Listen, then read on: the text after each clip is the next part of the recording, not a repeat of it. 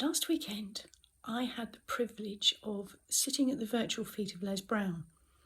Oh my, did he drop some beautiful nuggets.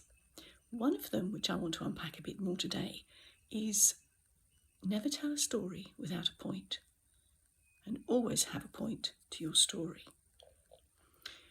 Let me talk about this a little bit more, unpack it.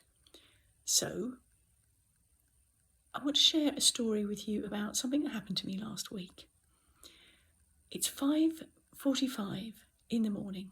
It's cold, it's dark, and I'm in my short jammies. It's bin day, so I take my bag down the outside stairs and out to the bin. I've put the outside light on because, as I said, it's dark. Drop the bag in the bin, and back I come. Walk past the downstairs door, because I live in a granny flat above this house, and noticed the light was on. 5:45 in the morning, they're up early. I came past the edge of the house and stopped still. It was buzzing.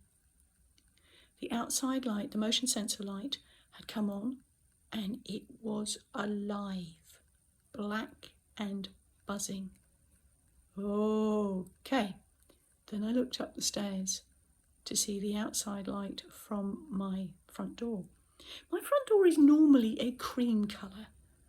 It was black, vibrating, buzzing with bees. How am I going to get in my flat? I don't have my phone with me. I'm wearing not a lot. It's cold. It's early. Okay, what am I going to do? I decided to go into resourceful mode, so I stopped and I take a good breath and what are we going to do? So I thought, hang on a minute, you've just seen that the light's on downstairs. So I knocked on the door.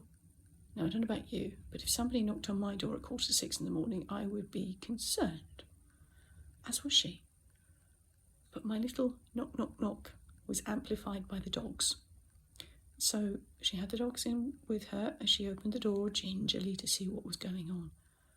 I explained the situation. Can I come through your house into my flat, please? She has internal access. Oh boy, was I grateful. Of course you can, dear. So in I went upstairs. I went to stick my ear to the door. And inside, one solitary bee had crawled under the gap in the door. It was buzzing around the top light, which is what underlined my theory that it was actually the light that was drawing him in. So the first thing I did, switch the outside light off. Okay, I don't have to leave the house this morning. I don't have to leave my flat. Phew.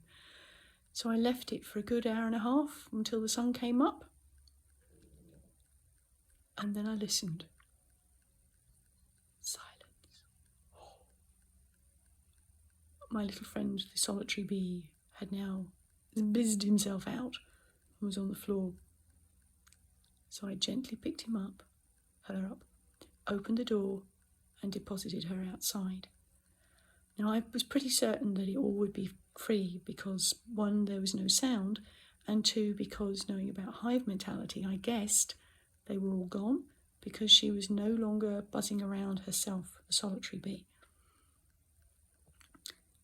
So, the point of telling you all those details was to illustrate they all had a point.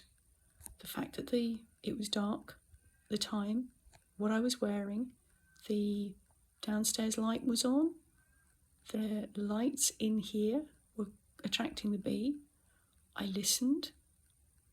All of those were actually relevant to the story.